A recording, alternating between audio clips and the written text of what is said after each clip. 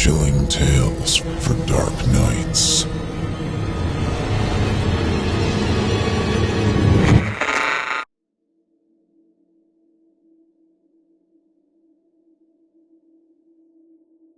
I apologize. I apologize it's come to this for you to figure this all out. I apologize that I had to bring it all so close to home before you connected the dots. I thought you were more perceptive than that. Your arguments were always so convincing that I presumed you'd be able to see the logic in what I was doing without me needing to spell it out like this. But obviously not. So, for that, I apologize.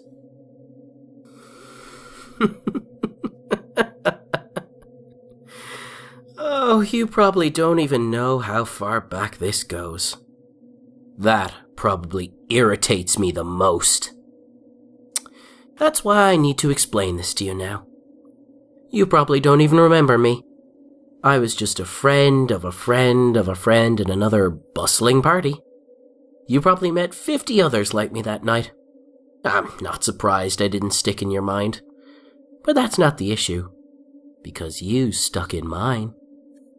Not because of how you looked or what you did. Please, don't confuse this as some misguided attempt to address deeply repressed sexual issues. I'm actually quite handsome, and I've been told I can be rather charming on occasion. Indeed, that very same party, I didn't leave alone. Oh, don't worry. She wasn't one of the girls I used to make my point, though she did give me your name so I could add you on Facebook, an invite you unthinkingly accepted. No, it wasn't your outfit, nor the amount you drank, nor the way you danced that sent me down this road. It was your words. I remember it clearly. I'm not a big drinker. I was still supping my only beer when you started your speech.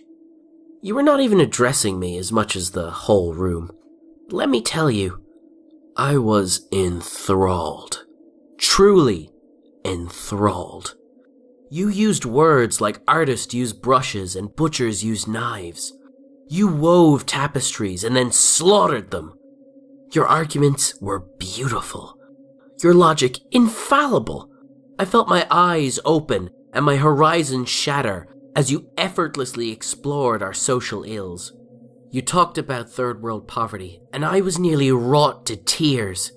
The way you described their poverty and the injustice of our Western opulence was breathtaking. You even made reference to that great Jewish carpenter of lore, and how he would despise the riches reaped in his name while his flocks starve. You truly opened my mind to a whole new way of thinking. The very next day, I sold my books and the rest of my meager possessions that were worth anything, in order to raise as much cash as I could. I triumphantly took the couple of hundred the sale had garnered and handed them over to Oxfam. The woman at the till was delighted with the donation, even going as far as to print me off a certificate of donation and giving me a box of leaflets to pass out to friends. I had the certificate in my hand when I used the library computer to track your address through Facebook. I know, that was an invasion of privacy, and I'm sorry, but I had to tell you how you changed my life. I had to show you what I'd done. You had to know the impact your words had had. But when I got to your place, when I got there... Look, I'm telling you this because you have to understand why I've done all this, alright? You have to understand why I had to make you see. I couldn't believe what I saw when I got to your place and looked in those windows. The opulence, the sheer, hypocritical, decadent luxury in which you lived. I had just given up everything I owned to save others based on your poetical arguments, and then I saw the blinding hypocrisy which you lived. You claimed we needed to erase third world debt and tax the rich and increase foreign aid and redistribute food and water and buy mosquito nets and countless other things that flowed like honey from your mouth but now tasted rotten as I saw the Mini Cooper in your drive, the HD TV on the entertainment center. There was a PS3 and an Xbox sitting underneath. an iPad, lazily hibernating on the couch. How dare you lecture me about poverty? You had food rotting in your bins, and you dare demand that others do more for the homeless? Forgive my bluntness, but I saw the whole room reduced to the currency of starving children. You told me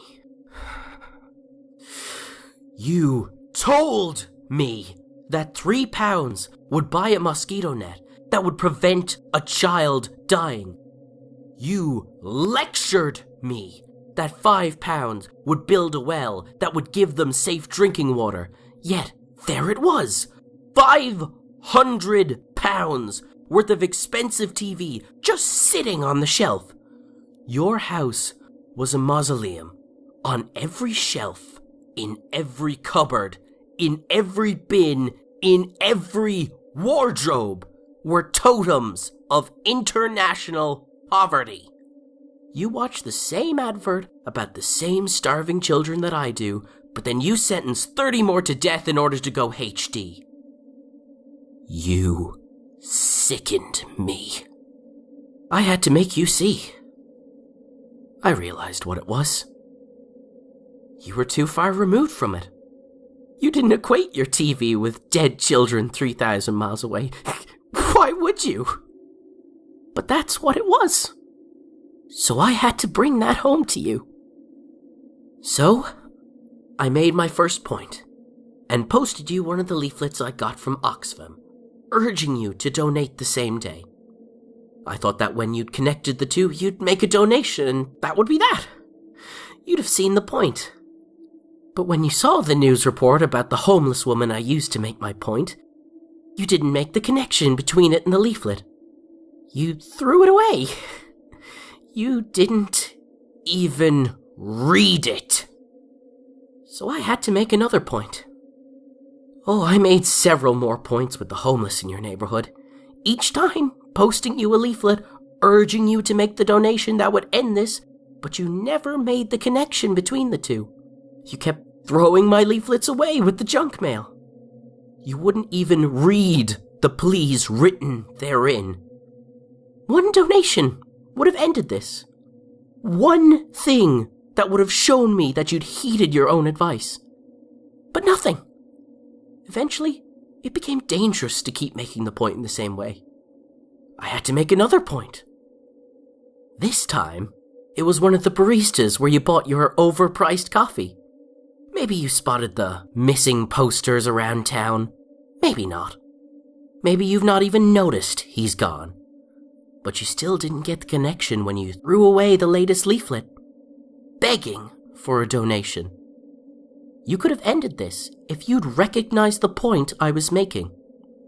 But you didn't. Today, I've already lost track of how many points I've made. You've missed them all and thrown away all my leaflets.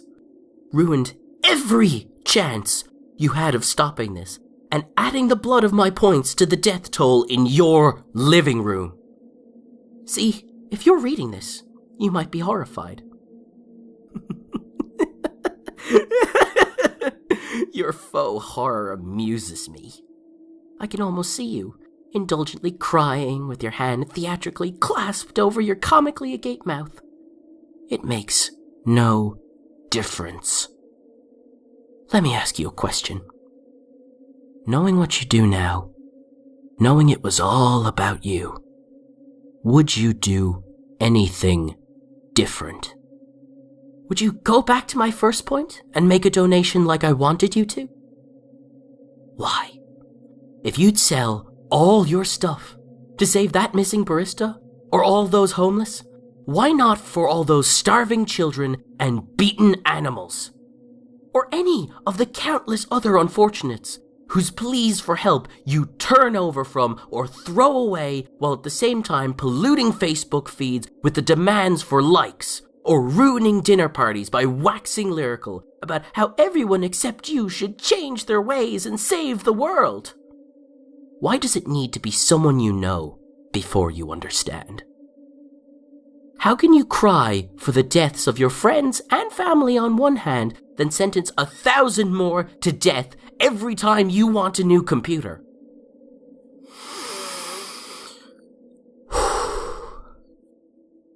I'm giving you one last chance. I'm writing this letter so I can hide it in one last leaflet. I hope you notice it in time to read it. I won't even make a point for this one. You can have this one for free. But rest assured, I had better see a donation.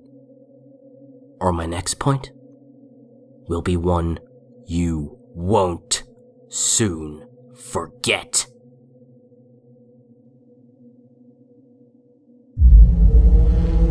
Chilling tales for dark nights.